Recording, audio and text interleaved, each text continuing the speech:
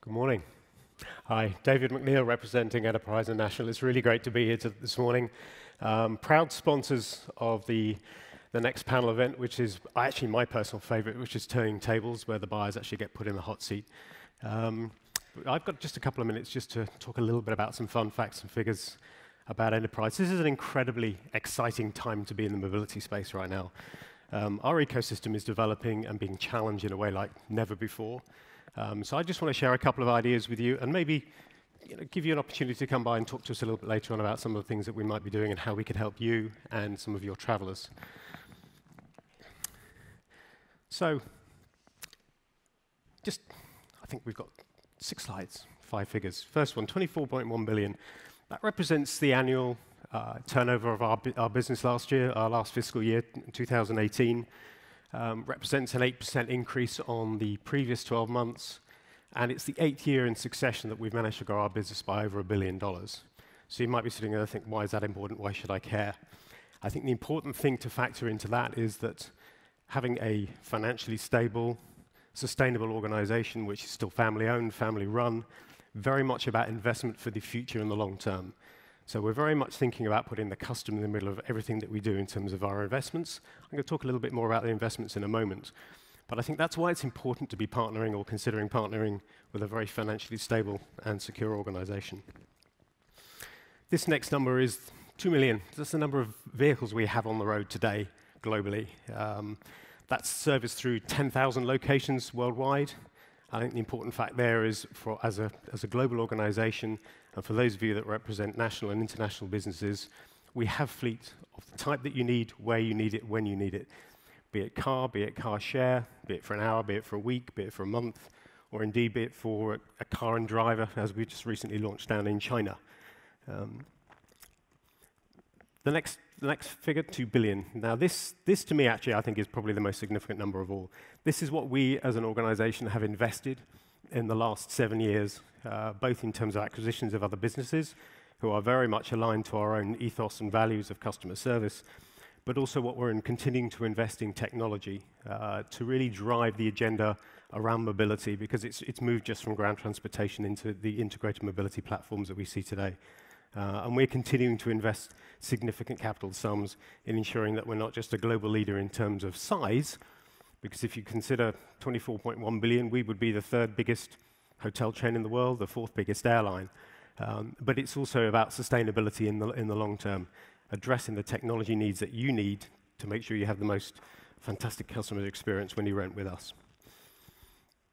And these are the geeky numbers, as my colleagues were pointing out to me last night. So the 30 billion is the number of miles that our customers drove last year in our vehicles.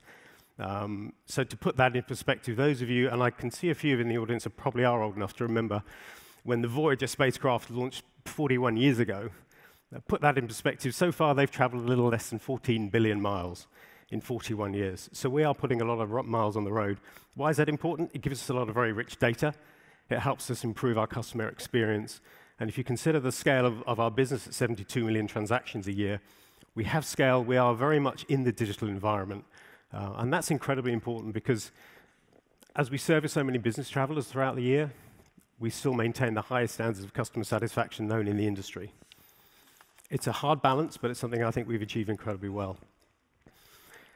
So what I would say, you saw the video, we're very proud sponsors of the Europa League. We've got a fantastic team here at GBTA. We're on booth 45. Come by and see us, talk about some of the mobility needs and maybe some of the challenges. And we've got some fantastic prizes around the Europa League, so please come and give us a visit. Thank you for your attention. Ladies and gentlemen, please welcome to center stage Senior Vice President of Product Planning and Development for BCD Travel, Yanis Karmis.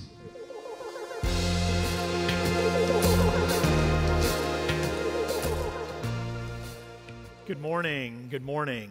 I'm excited this morning to host our buyer panel.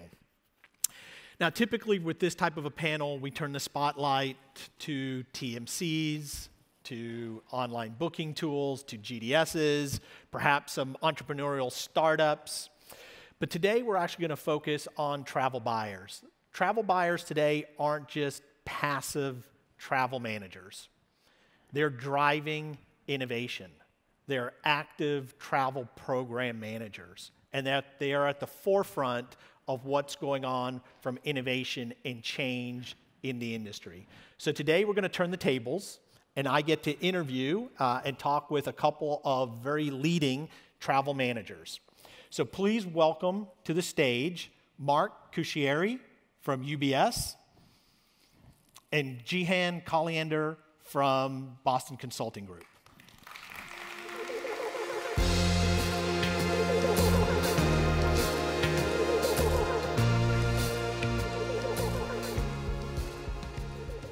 So Jihan, Mark, welcome. I'd like to start maybe by talking a little bit about what I see as somewhat of a paradox, or what can be perceived as a paradox. You both work for very large, sophisticated organizations. You have what would typically be called mature programs. You've got expertise on sourcing. You've got all the latest technologies deployed, very dynamic travel programs. So on the one hand, you appear as mature programs.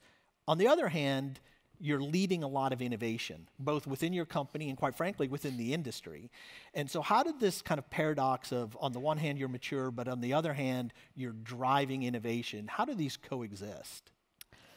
So, number one, if you are working in an organization that is on the cutting edge of being innovators themselves in their own industry, then you don't have much of a choice. You certainly have to ensure that you are taking your program to the same level as your own organization. You're aligning yourself to the business agenda, and you're becoming a business enabler to your own organization. In our industry, we don't have much of a choice either. Innovation is happening all over. We're seeing it with artificial intelligence, with blockchains, impacting personalization, everything from baggage tracking to voice recognitions on hotels to marketing even that are targeted and what have you. So ultimately, what you need to do is that you need to incorporate elements of what you're seeing in the industry, marry that with your vision of the travel program, incorporating the company culture, governance structure, and advising your organization on the next steps. Being mature actually is not an excuse for not being an innovator. It's the other way around. Being mature should allow you the opportunity to focus on innovation. And Mark at UBS? I couldn't agree any more. I think if you look in our industry and look at a fintech and the disruption that's happening there, from our industry, just because you have a mature program isn't just enough. It's sort of about, well, what's next? You look at it as it's our point of departure. What we've done, we did yesterday. How can we continue to innovate? What's the next thing? How can we proactively, rather than constantly in this industry, is about reactionary, and we're always last at a post. So it really is about looking ahead, and that's what we've tried to do. Try to drive change, try to accept change, and that's a scary thing as well. Do you see yourself more reacting to what's going on in the industry, or do you see yourselves as more being proactive on what's going on within your companies, right? Both companies are very focused on digitalization and modernization. I think we've had to, around 2 years ago, we've had to take a step back and look at how do we future-proof our program. That's really difficult, right? Given the change of technology. So we've sort of had to take the reins, sort of taking an outside-in view of our program. Where is our organization going to be? How do we create a more traveler-considered program? How do we make it more of a data-driven program? All of that. We can't do it on our own, right? We need the right partners who want to come on this journey with us, and be prepared to fail at the first hurdle as well. And that's scary in itself as well. And a focus on innovation isn't just about creativity and big ideas. I think we typically now recognize that innovation is a discipline. It's a practice area. It requires investment and focus. You have to have structure to it.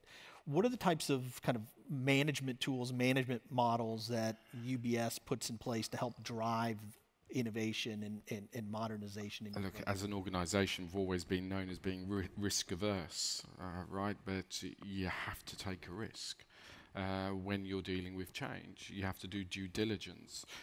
You need to continue to test. But even you can test everything in the world. I'm sure my colleagues will say you've got to plan for the unexpected, especially when you're going through change management and how you communicate and the tone you're using. All of these in a very structured way because you're trying something new. So it goes back to my point that you have to. What's Plan B? And that's where I suppose we try and spend a lot of our time with our partners to understand what is Plan B, what is your part of the due diligence process, what's your continuity plans to help us. So there's a structured methodology of doing that, but truth be told, it's all based on execution at the end of the day. What happens when you turn the switch? Is it going to work? If it doesn't, what do you do? Yeah.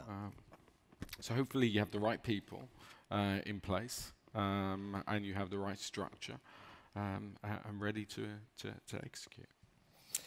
And Gian, at BCG, you have tried some new things. You've developed your own mobile app in partnership with Amadeus, the My BCG Trip, and then you also have your social media portal as well. So 2 pretty innovative things. How did you take those from concepts, big, bold ideas, into reality that you've been able to deploy with thousands of travelers worldwide? Yeah. So in 2015, we've embarked on a journey that within our global travel program we would like to create a connected BCG travel experience. And ultimately, you get there if you have the right infrastructure already in the organization that will enable you to get there, i.e. you have the possibility to speak to the decision makers in the organization, to have a seat at the table, and to create the relevant business cases that will take you there. There is a lot of focus. You cannot be there in that area of innovation if you do not have your basics, and it's super important to highlight that, which means that you still have proper handle on cost, you have the expertise within your team that ensures that you have the right sourcing strategies, you have the operational and service strategy, as well as the management information and data that based on which you actually you create the baseline for your program. Then what we did is that we said, let's then imagine the process end to end, which is really important in a travel program. And many organizations, it could be a bit fragmented. You have procurement people doing something, somebody else doing something else, which is not the case within BCG. Everything is under the same function. The expertise in the various areas, due to that dynamic aspect of the industry, is under the same function, which means you have the experts in revenue management, you have the experts in technology, you have the experts in operation under the same function. And then we identified the journey from a traveler perspective. Before you book, what is it that you would like to think about? How do I get there? Is there a place that I can find all the information in one place instead of having to scatter around on internal navigation pages, etc.? What do my colleagues think about that particular place? Are there any particularities that BCG is offering in those destinations? Are there any advices in terms of security alerts, any areas of disruptions that I should be aware of, dress codes into the country that I'm going to, how do I get to the BCG office or to the client place, what do we think about the particular vendors? People are rating the vendors, and we're creating that user-based content, which is super important. So you have the planning phase of your trip, which enables you to go to one-stop shop, which is our global travel portal. You can get the information, you can book your trip, and you can get advices. And then on the road, you need to be able to get the proper notification as to any delays, travel disruptions, and hence the collaboration with with Amadeus on my BCG trip. Since 2015, with releases of new capabilities, etc. And then when you are back, you have to then make sure that as a function that you're able to collect the relevant data, because it's a whole value chain that will enable you then to incite different change and restart the journey again. There are still gaps, so we're not there yet. And the gaps could be a combination between interface between our own internal systems and the outside world, or it could be because we have a vision of creating one single branded, BCG branded platforms when it comes to our global travel program. And as you went through that journey mapping process, you ultimately got comfortable that you could start to release things to your employees without having everything fully developed, right? It's an iterative process that you've been comfortable managing and continuing to add capabilities to that help make it successful? That is totally correct. I think everybody who's in technology or technology expert will tell you that you're never ready, right? There is always new development, new areas, so you have to start somewhere. You have to do your due diligence, to Mark's earlier comment. No doubt about it. You have to assess the risk. You have to do a lot of testing. We've done a lot of pilot group, focus groups to really identify what is it exactly that is of most importance. You should not get distracted because there is a lot out there, so you should really, really ensure that you are finding the compatibility between what is out there and what you are trying to achieve internally, which is extremely important. And then you create the internal processes as well as the contingency plans throughout that, and you create a robust communication platform, which is what we've created, that enables us to engage, real time with our travelers and not being in the background, the people that you never see, and so on. And so I think as you start down this journey, there's certain things that are prerequisites, certain things that help determine where you want to go and help guide the decision-making process. One of those big ones is data and access to information and how that data helps bring insights and guidance to what you're doing. Mark, can you talk a little bit about how UBS uses data in that kind of decision-making, not just to kind of run your program, but to kind of think about what is that kind of future-proofing, as you put it, future-proofing your program? How does data help drive that? I mean, data was one of our key pillars of our strategy, laying down the foundations so we truly understand what we're doing. And as I said, to create a more data-driven program. So our reliance on just TMC data, that just wasn't good enough for us. So it really was about looking at all data sources. So we integrate TMC data, GDS data, expense data, direct supplier data, and now bringing in finance general ledger data as well, so that we can have a real complete overview of our data, and then looking to complement that with traveller sentiment. So through our traveller engagement survey that we launched nearly 2 years ago, we can really now start to see possible indicators, what's working, what doesn't work well as well. We can also, with the data that we've got, and looking at demographics and looking at the personalization of data. So, if one department, employs 10 more MDs, what's that going to look like from a cost modeling? We right. would be able to do that and put in place scenarios. I was talking yesterday in the session. We have data now that really enables us not to think about what we did, but more about what we're going to do, and about forecasting, using predictive analytics, rather than, and I stated this yesterday, you get a memorandum coming down, top down, through the business, looking to curtail, whether it's marketing, consulting, and travel. By the time that's being communicated, it's December. It's too late to drive action. But now to utilize data to actually work closely with your stakeholders, to if they're off track, you can alter that course. You can change behavior, tell people what they're doing, how they're doing, how can they improve their behavior or get more value from their costs. We can do that far more in advance. So that really enables us to take action far quicker. That's really the plan.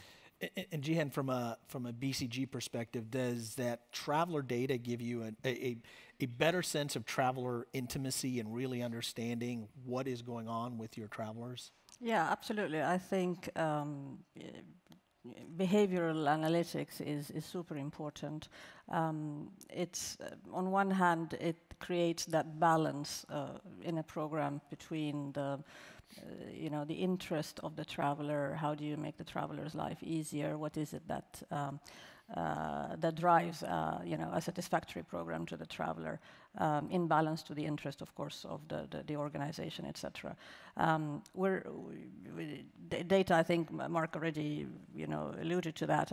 It's fundamental. You use it in all areas of the program, from then the sourcing perspective and the desiccation literally of your subclass pattern by carrier, etc., and to the general communication with the various audience within the organization. And you will have to adapt the type of data that you are providing also to that audience. So, and it also has to do a lot with the objective of the data. What we're trying to look at now as well is areas where we can, through that behavioral data, interact directly with the traveler, pre and not post a decision making, which is quite complex from a technological perspective. Where will you put it exactly, and how do you impact that decision before a decision has been made as to how to travel, and marry that with applications that we are looking at that will enable us to communicate directly to the traveler as to that was a good behavior, or that was an appreciated behavior, and how do we ensure that we, I would say, encourage more of that. And does that take you into more of a test and learn kind of loop cycle as you try and put messaging out there, measure behavior, understand the impact, refine? Yes, absolutely. But it also tells us that we cannot handle that type of interaction, despite the fact that we have a direct interaction that is real time. We cannot handle it anymore on an ad hoc basis. We have to structuralize it to make an impact on the program, and for that will require technology, and that is, I think, what we are starting to look at now. Okay. So I wonder, you've got kind of a preeminent bank and a preeminent management consulting firm, both of which travel is mission critical. Why are you not more risk averse, right? You're doing very entrepreneurial things in your program. You've got data to help answer some of those questions, but data doesn't give you all the answers. It doesn't fully eliminate some of the risks. How are you managing the empowerment to move forward and ultimately managing the risks, and what happens when something doesn't play out exactly as you imagine? I think the point of that is we can't stand still, right? Our businesses can't afford to stand still. As I alluded to, there's so much disruption in our own finance industry that the expectation is, how are we going to deliver innovation, constantly innovation? And if you're working in an industry as well that technology is moving in such a rapid pace, you just can't stand still. Is the bigger risk standing still versus? Well, I think you have to mitigate as much risk as possible. You're never going to be able to mitigate risk completely. Otherwise, it's tying your hands behind your back. You'll never be able to innovate. You'll never be able to create change. And this industry will just fly past. We have, and for every organization, more connected travelers, far more traveler savvy. They're more traveler savvy, right? So they understand what's going, and the constant question, well, I can always do it better this way or that way. Well, that's no longer acceptable in this day and age. It really isn't. That's where I will challenge, and we all challenge our partners and ourselves as well, is why can't we make this happen just because this industry says, well, it's complex. I'm sorry, I don't accept that. That's BS. So from my perspective, there is the element of taking a calculated risk. I think and that is part of the due diligence process as well as part of your contingency and redundancy plan in area. So you will have ultimately operational risk that are either created by your immediate vendor or your own organization or by third-party vendors, and you need to be aware of those operational risks and you need to mitigate for those risks with plan Bs. So if you have situations, example, where you have a total telephony outage, which is a simple thing that could happen totally out of the control of maybe your immediate vendor, but it's a telecom company or infrastructural issues, etc. You have to make sure that your travelers are still able to connect via other means. There is the element of physical risk. The risk is different elements, right? So you have operational risk, you have physical risk of your travelers, and you have to make sure that you have the proper processes in place that enables you to communicate and to connect with your travelers. Number one, before they go to any high-risk destination, you have processes that are around that blocks them from doing that if they do not adhere to specific internal processes that enable us to protect them. And then number two, to enable to get them out in the situation that there is risk. For that, you need the data, of course, and then you have the data risk, and you have to make sure that you are protecting your data as well with your, security, IT security teams on data as well. And then you have financial risks, and it's within any travel program, it has to do a lot with your vendor risk management and your risk exposure, as well as your operating model. So being innovative, being bold, does not mean that you're taking risk lightly, but it means that you're taking calculated risk. Yeah, Perfect. That's a given, right? I think that's really critical. Shouldn't stop us from innovating. Agree. So I hate to end on risk. So let's end on something more positive. What is one thing that helps inspire you or helps kind of spark that entrepreneurial spirit as you think about what you want to accomplish over the next couple of years for your travel programs? Yeah. What inspires me, I am in an organization that is made of entrepreneurs. And if you are living in that environment and breathing that environment, ultimately you create, if you wish, your own entrepreneurial world, and that is in the form of your travel program.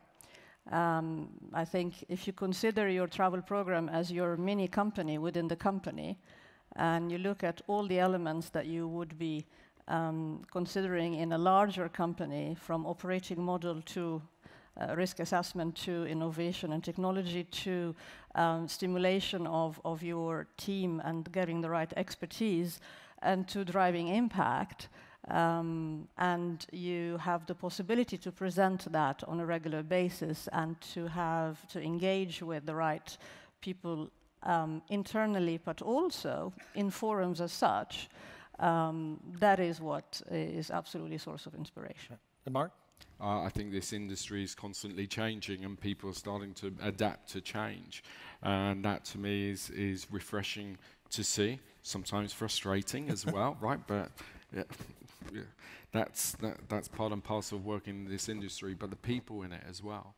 That to me is, keeps me going. And for Perfect. So we'll end on the people in this industry. Exactly. So, Mark, Jihan, thank you very much. Thank you. People in this industry, thank you very much. Thank you.